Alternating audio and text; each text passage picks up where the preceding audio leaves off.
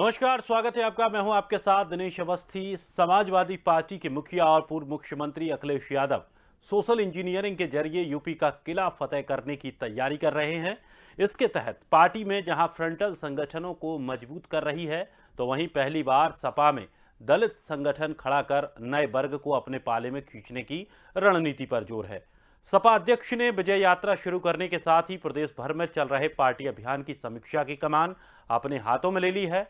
सपा रणनीतिकारों को इस बात का भरोसा है कि महंगाई, पेट्रोल डीजल के आसमान छूते दाम, किसानों का मुद्दा, बेरोजगारी, इन आदि मुद्दों को लेकर यूपी में भाजपा सरकार की गिराफ को गिराया जा सकता है। सपा लोगों के इस गुस्से को अपने पक्ष में भुनाने में जुटी है। ऐसे में पार्टी कार्यकर्ताओं की मेहनत और सोशल इंजीनियरिंग का फॉर्मूला सपा को यूपी की सत्ता दिला सकती है। और यही कारण है कि पार्टी ने प्रदेश की 72 सदस्यीय नई कार्यकारिणी का ऐलान किया और उसमें सभी वर्गों का विशेष तौर पर ध्यान रखा गया। यहां तक कि जातीय समीकरण ऐसा सादा है कि ना तो यादवों को ज्यादा जगह मिली है और ना ही मुसलमानों को इसमें समाज के वर्गों को ज्यादा प्रतिनिधित्व दिया गया है। तो पार्टी नेताओं का कहना है कि यूपी में चुनाव करीब होने के बावजूद बसपा सुप्रीमो मायावती ने जिस तरह से तमाम नेतृत्व में रहने का फायदा सपा के दलित संगठन को मजबूत कर जो प्रदान कर रहा था, अब इस संगठन का प्रभारी मिठाई लाल भारती को बनाया है, जो कि लंबे समय तक बसपा में रहे हैं। तो बसपा की कम हो रही लोकप्रियता के बीच दलितों को एक नए संगठन की जरूरत महसूस हो रही है। ऐसे में यूपी के सबसे बड़े विपक्षी दल सपा ही एक बड़ा ठिकाना नजर आ रहा है। तो सपा के मुताबिक प्रदेश में दलित और मुसलमानों को अब छोटे संगठनों पर भरोसा नहीं रहा, इसलिए अब उनका झुकाव सपा की ओर तेजी से बढ़ रहा है। फिर चाहे ओबीसी की पार्टी हो या भीम आर्मी के चंद्रशेखर और पर रावण का दल हो, इन दलों का पूरे प्रदेश में न नुमाइंदगी नहीं है। और इससे पहले भी मुसलमानों के कल्याण को लेकर पीस पार्टी बनी, लेकिन उसका अस्तित्व ना के बराबर रहा। तो सोशल इंजीनियरिंग के जरिए सपा इस वर्ग को अपने पाले में लाने का प्रयास कर रही है, लेकिन ये काम जो प्रयास है वो कितना कामयाब होगा, ये देखना बड़ा दिलचस्प होगा। और इसी विषय पर आज हम चर्चा करने चल रहे हैं और हमारे साथ मेहमान जुड़ रहे हैं। मेहमानों से आपका परिचय कराते हैं। हमारे साथ विवेक श्रीवास्तव, नेता बीजेपी, मनोज सिंह, नेता सपा, सुरेश चंद्र गौतम, नेता बसपा। सभी मेहमानों का बहुत बहुत स्वागत है हमारे कार्यक्रम में। चलिए, सबसे पहले सवाल सुरेश चंद्र गौतम जी आपसे है। बसपा को लेकर के जिस तरह की बातें कही जा रही हैं, जो दलित समाज का एक कोर वोट बैंक बसपा का रहा, लंबे समय से रहा, लेकिन अब वो कहीं ना कहीं छिटक रहा है। और जिस तरह से जो मिठाई लाल भारती को लेकर बात चल रही है, जो बसपा में लंबे समय तक रहे और एक दलित वोट बैंक उनके पास है, काफ़ी मजबूत वो एक नेता हैं। समाजवादी पार्टी जब उनके जरिए अब आगे बढ़ रही है, तो क्या कुछ लगता है कि बसपा को कितना कुछ और नुकसान हो सकता है? देखिए, बीएसपी एक केवल राजनीतिक पार्टी ही नहीं है। बीएसपी एक मोमेंट है, विचारधारा है।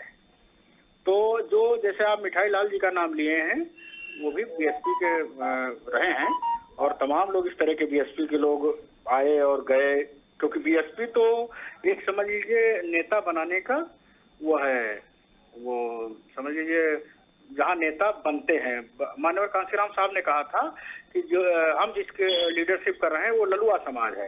इस ललुआ समाज से ही हम नेता बनाएंगे, हम आयातित नेता नहीं लेंगे। तो नेताओं का तो ये बनाने का समझ लीजिए जरिया है बीएसपी।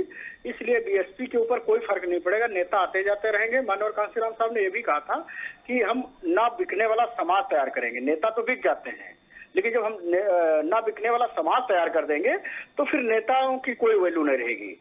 इसलिए हमने माननीय कांशीराम साहब ने ना बिकने वाला समाज तैयार किया है। इसलिए ये नेताओं के आने जाने से बीएसपी के ऊपर आज तक कोई फर्क नहीं पड़ा है, क्योंकि देखिए वोट बैंक मेरा कहीं कम नहीं हुआ है। बीएसपी का वोट बैंक कभी नहीं कम हुआ। विधायक हमारे घटते बढ़ते भले रहे हैं, तो इसलिए बीएसपी के ऊपर इस तरह का कोई फर्क नहीं पड़ेगा।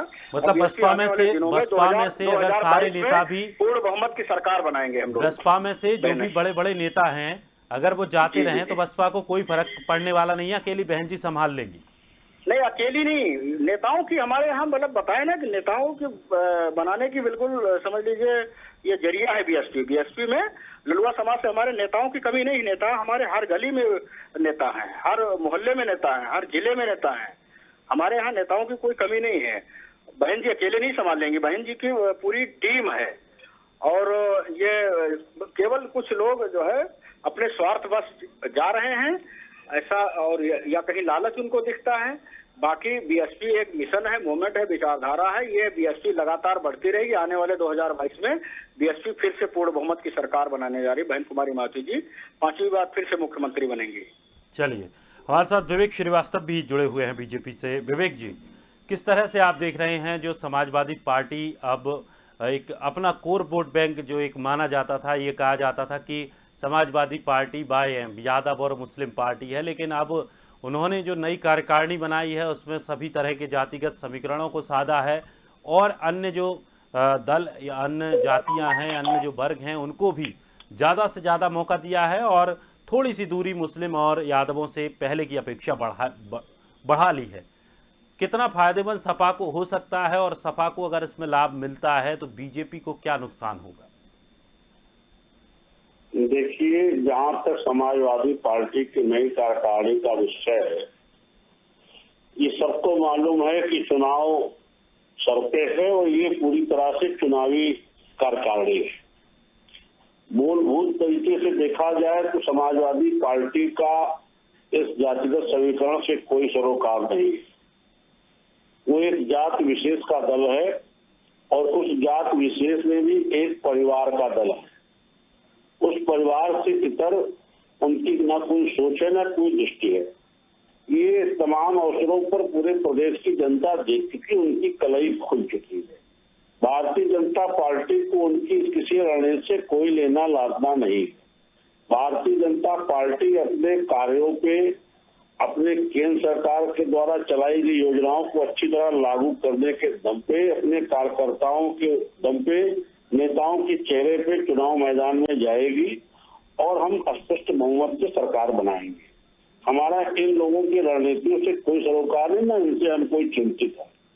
लेकिन उनका ये साफ तौर पर कहना है कि जिस तरह से बीजेपी भी अपनी रणनीति तैयार कर रही है, बीजेपी भी सभी दलों को साध रही है, क्योंकि आरोप बीजेपी पर भी अब लगने लगे हैं। पहले बीजेपी भले ही कहती थी कि बीजेपी सबका साथ, सबको, समाज को साथ में लेके चलती है, लेकिन रणनीतिक तौर पर जिस तरह से अलग अलग जातियों को लेकर, अलग अलग वर्गों को लेकर आपके द्वारा जो सभाएं की जा रही हैं, उनसे मुलाकातें की जा रही हैं, तो आरोप आप पर भी लग रहा है।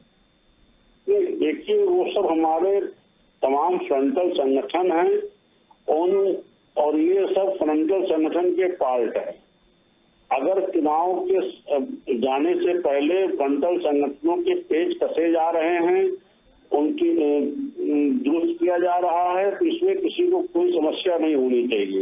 ये हमारे 365 दिन चलने वाले संगठन है, इस पर हम काम करते हैं। हम इन लोगों की तरह केवल चुनाव के समय नहीं सो के उठते हैं। भारतीय जनता पार्टी एक ऐसा राजनीतिक दल है जो 365 दिन 24 घंटे इसमें काम होता है। इन लोगों की तरह हम केवल चुनावी मेढक की तरह नजर नहीं आते। चलिए, और हमारे साथ वरिष्ठ पत्रकार अखिल भी जुड़ गए हैं। अखिलेश जी, बहुत बहुत स्वागत है आपका।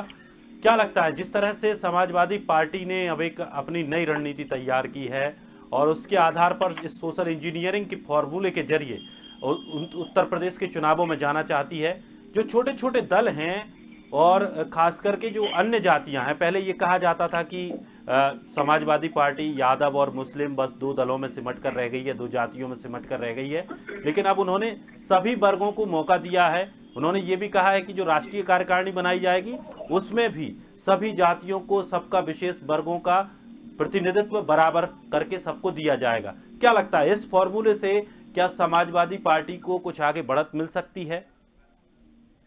ये बिल्कुल जो है उनकी मजबूरी भी है। समाजवादी पार्टी का जो भी अब है, देखिए कि उत्तर प्रदेश में पहले ये लग रहा था कि जो मुकाबला है समाजवादी पार्टी और बीजेपी के बीच में है, ये साफ लग रहा था। लेकिन इधर जो है ना, धीरे धीरे कुछ उसके इक्वेशन भी बदल रहे हैं। राजनीतिक गतिविधियां जैसे जैसे कांग्रेस की बढ़ी है तो उसमें समाजवादी पार्टी की परेशानी बढ़ रही। समाजवादी पार्टी को ये भी लग रहा है कि उसके वोट बैंक कटेंगे और हालांकि ये जो है डर जो है बीजेपी को भी है। अब कितना वोट कटेगा ये अलग चीज है, और यही वजह है कि समाजवादी पार्टी जो है एक अलग विधा पर, एक अलग समीकरण पर भी काम करती दिख रही है। जितने भी छोटे छोटे तबके हैं उत्तर प्रदेश में, जो छोटी तमाम जो है पिछड़ी जातियों के जो छोटा छोटा समाज है, वर्ग है, उसको भी वो लोग जो है ना अपने में मिलाने के लिए उनके नेताओं के साथ बैठकी भी की है और करीब करीब 4-5 नेताओं के साथ तो उनकी बातचीत भी हो गई है, जो उनके संगठन के साथ जुड़कर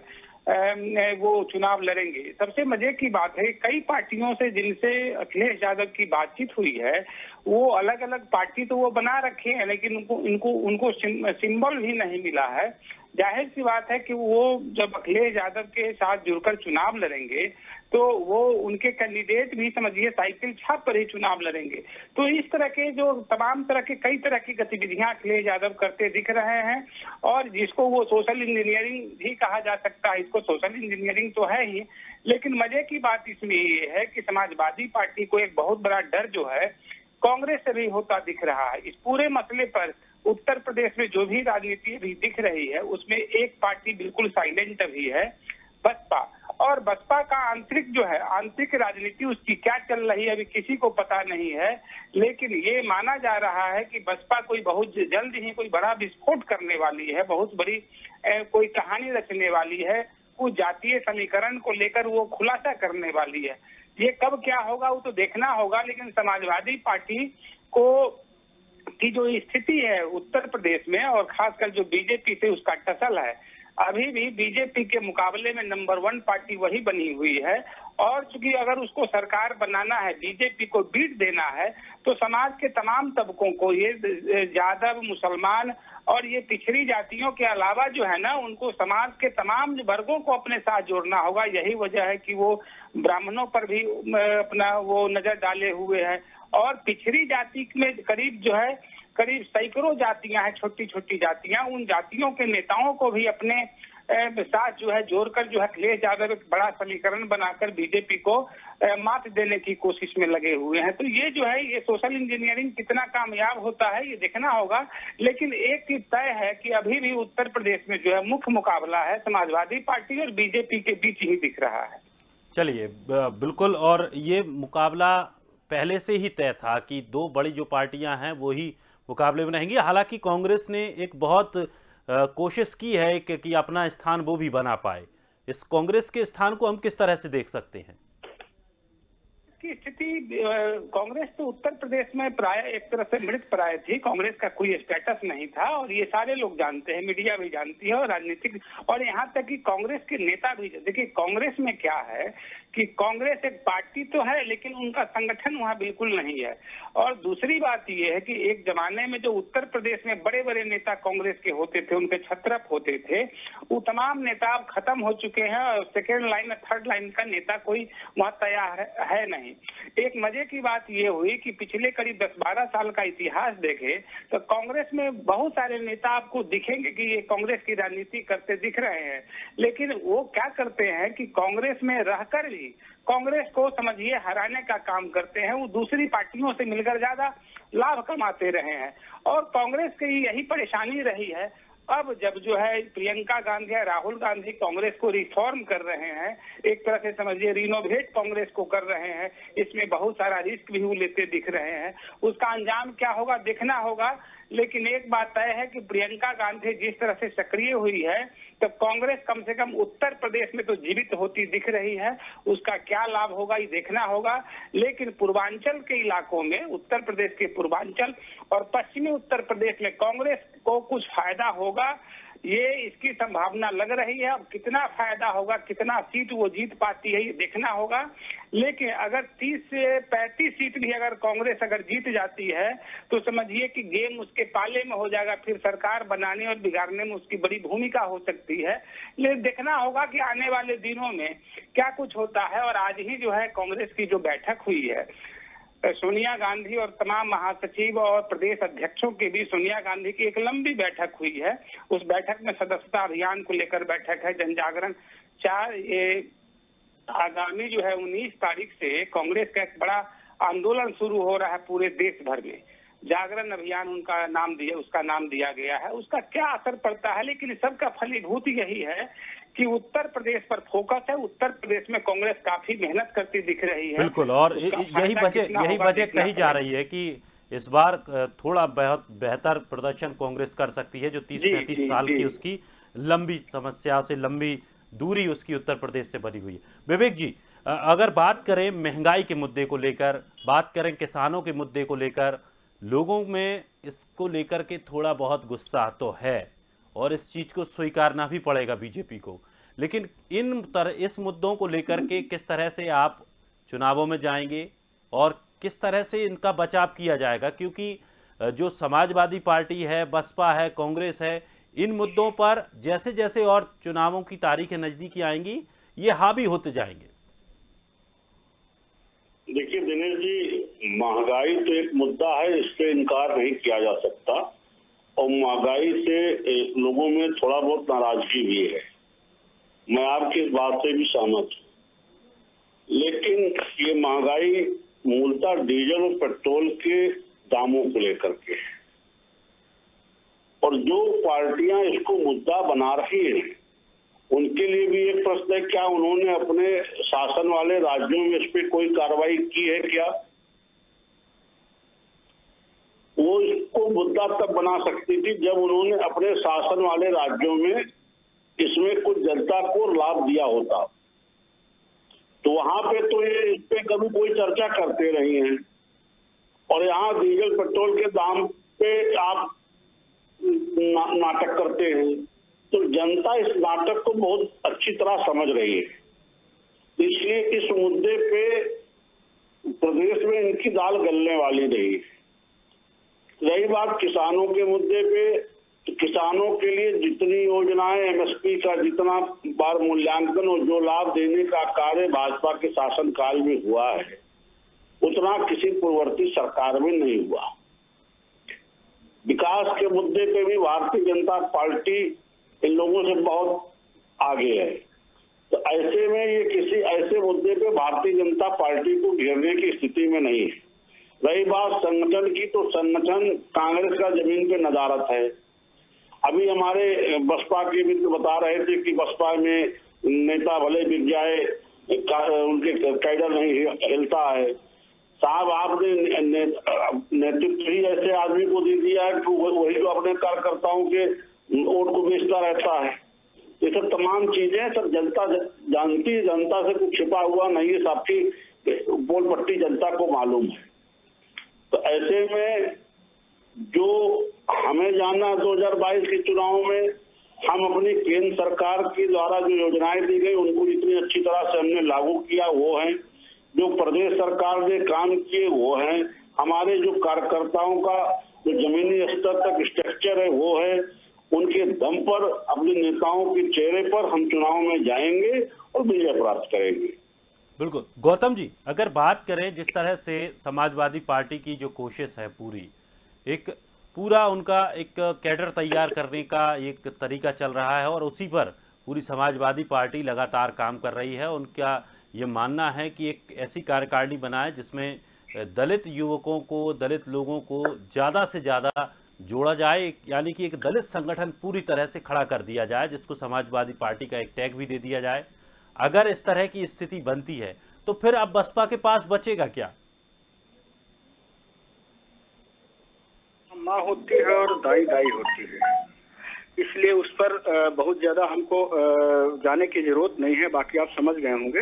लेकिन देखिए, बहुजन समाज पार्टी और उसकी सरकार और उसके नेता बहन कुमारी मायावती जी को आज पूरे प्रदेश ही नहीं पूरे देश को लोग याद कर रहे हैं। जो लॉ एंड ऑर्डर बहन जी की सरकार में था, आज मेंटेन था, आपके मीडिया के साथी हों चाहे अन्य विरोधी दल के भी साथी हों, लेकिन अगर इस पर उनसे पूछिए तो जिस तरह से माननीय बहन कुमारी मायावती जी ने 4 बार सरकार बनाई और चारों बार की सरकार में एक भी हिंदू मुस्लिम दंगा नहीं होने दिया। लॉ एंड ऑर्डर इतना मेंटेन था कि डीएम से लेकर के तहसीलदार तक और कप्तान से लेकर थानेदार तक 10 बजे जनता की समस्याओं को सुनने के लिए बैठ जाते थे, जनता की समस्याओं को सुनते थे, उनको समस्याओं को हल करने का काम करते थे। ये भी निर्देश था माननीय बहन जी का कि गांव में जाकर के भी रात विश्राम करना है और जनता की समस्याएं वहीं सुन करके वहीं हल करना है। और बहन कुमारी मायावती जी की 4 बार की सरकार में आप बताइए कि जिस तरह से उन्होंने 1 लाख छठे छठाए गुंडों को पहली बार उन्होंने जेल की सलाखों में उनकी सही जगह पर उनको भेज करके कानून द्वारा कानून का राज स्थापित किया था। कितनी बार दंगा भड़काने की कोशिश की है, लेकिन बहन कुमारी माथी जी की सरकार में एक बार भी इनकी हिम्मत नहीं पड़ी कि दंगा भड़का सके। बहन कुमारी माथी जी ने कह दिया था कि अगर किसी ने दंगा भड़काने की कोशिश की तो खैरियत नहीं है। वो आप देखो, दूसरी तरफ विकास के मामले में, जैसे अभी हमारे भाई बता रहे थे, साथी लोग बता रहे थे, विकास के मामले में तो बिल्कुल 10 सालों से आप विकास बता दीजिए कहां पर हुआ है। बहन कुमारी माथी जी की सरकार में रात दिन काम होता था, और जो अम्बेडकर गांव चिन्हित किए गए थे जहां पर आजादी के 50 साल तक कोई विकास कार्य नहीं होता, गांव को सड़क से नहीं जोड़ा गया, विवेक जी कुछ कह रहे हैं, उन गांव को जोड़ करके, और मालूम वहाँ रात दिन वहाँ गरीब की कॉलोनी बन रही, रात दिन सड़क बन रही, बिजली के खंभे रात दिन चल रहे हैं, लग रहे हैं, और गरीबों को पेंशन बांटी जा रही, ये सारे काम चल रहे। आज बताइए 10 सालों में सपा की 5 साल सरकार है, बीजेपी की सरकार। जवाब ले लीजिए गौतम जी, जवाब ले लीजिए। नहीं, कौन सा गांव? नहीं एक गांव बता दीजिए उस तरह का, पहले ये बताओ कि एक गांव बता दीजिए उस तरह से कहीं विकास का कार्य हो रहा हो। जी दिनेश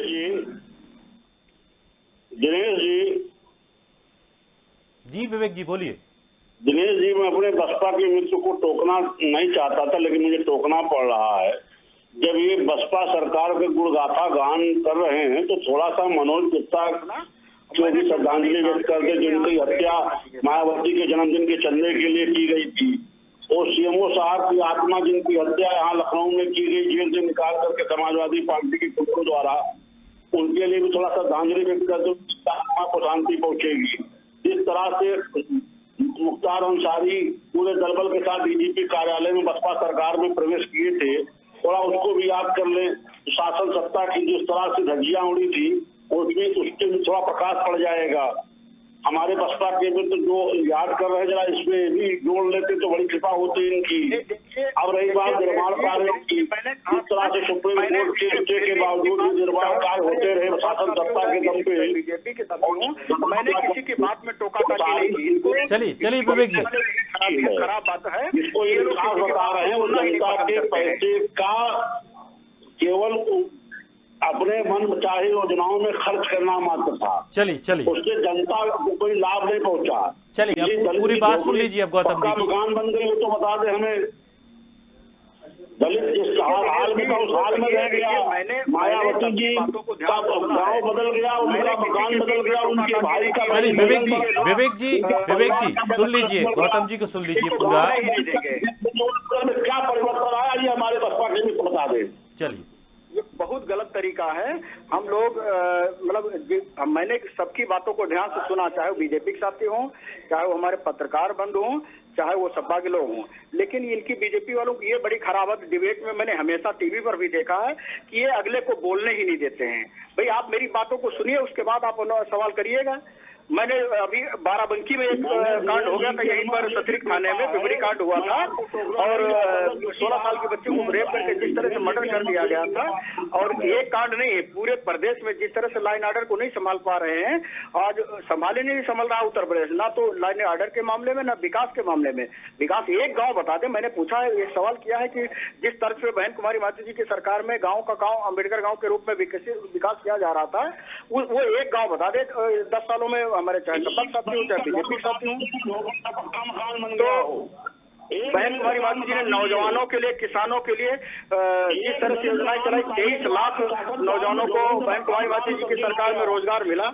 किसानों के गन्ने का मूल्य दोगुना किया गया। किसानों की आय इन्होंने कहा था दोगुनी करेंगे, दोगुनी छोड़ दीजिए, इन्होंने साड़ों को छोड़ रखा है। और अगर वो लोग वो उसकी रात दिन रखवाली न करें लाठी और टार्च लेकर के, और अगर वो तार न लगाएं तो दोगुनी छोड़ दिए, 4 आने भी उनको घर को वापस नहीं आने हैं। इस पर इनकी कौन सी प्लान बना हुआ है? इन्होंने तमाम गौशालाएं भी खुलवाई, वहां पर गाँव के केवल भूखों से तमाम मरने की खबरें रोज छपती रहती हैं। इन्होंने कौन सा काम किया है जिससे किसानों की आय दोगुनी हो जाए, नौजवानों को रोजगार मिल जाए? नौजवानों के लिए इन्होंने एक जुमला दे दिया कि भाई पकौड़ा के लिए ये भी रोजगार है। मतलब क्या अजीब तमाशा है।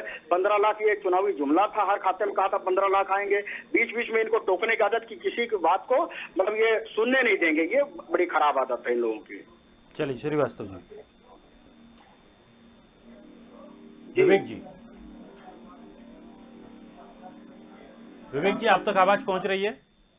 जी दिनेश जी। विवेक जी क्या कुछ क्या कुछ योजनाओं को लेकर के मुद्दे हावी होने वाले हैं? क्योंकि सपा और बसपा कांग्रेस की तरफ से एक आरोप हमेशा लगाया गया है कि अगर उत्तर प्रदेश में योगी आदित्यनाथ काम की बात करते हैं अच्छी बात है, लेकिन केंद्र की योजनाओं को छोड़ करके कोई अपने वो 5 काम गिना दिया करें जिससे कि जनता को लगे कि योगी जी ने कोई काम किया है। देखिए दिनेश जी, अभी जिस मेडिकल कॉलेजों का उद्घाटन करके आदरणीय प्रधानमंत्री जी गए हैं, 9 मेडिकल कॉलेजों का उद्घाटन करके गए। ऐतिहासिक क्षण था उत्तर प्रदेश के चिकित्सा क्षेत्र के लिए। ये मेडिकल कॉलेज क्या भारत सरकार के हैं? ये प्रदेश सरकार के बनवाए मेडिकल कॉलेज हैं। ये दिखाई नहीं पड़ते क्या? पूर्वांचल एक्सप्रेसवे ये दिखाई नहीं पड़ता क्या? किसान पथ ये नहीं दिखाई पड़ता क्या? ऐसे तमाम सी योजनाएं हैं जो प्रदेश सरकार के द्वारा लागू की गई और प्रदेश सरकार उनको मजबूती से आगे बढ़ा रही है। मैं तो बार बार अपने बसपा के मित्र से पूछता हूं कि अम्बेडकर पार्क, काशीराम स्मारक इन्होंने खूब गिनाया, जो कि सुप्रीम कोर्ट के आदेश के बावजूद बनाए गए, रोक के बावजूद। एक दलित का बता दें जो उसकी झोपड़ी पक्का मकान हो गई हो मायावती जी के शासन में, एक दलित का नाम बता दें। दलित के जीवनचर्या में कोई परिवर्तन नहीं आया। चलिए मायावती जी के बैंक बैलेंस का आंकड़ा बदल गया। चलिए विवेक जी, मनोज जी, सुरेश जी, बहुत बहुत शुक्रिया हमारे साथ जुड़ने के लिए, अपना पक्ष रखने के लिए। लेकिन जिस तरह से समाजवादी पार्टी अब एक सेंध लगाने की कोशिश कर रही है, जातिकरण समीकरण साध के दलित संगठनों को खड़ा कर रही है, छोटे छोटे दलों को जोड़ने की कोशिश में है, कितना फायदा समाजवादी पार्टी इससे ले पाएगी और बीजेपी जो कि इस सरकार बनाए अभी उत्तर प्रदेश में बैठी है उसको कितना कुछ नुकसान हो सकता है। फिलहाल इस खास कार्यक्रम में इतना ही। ताजा तरीन खबरों के लिए आप बने रहिए स्वदेश के साथ, सबसे पहले देश।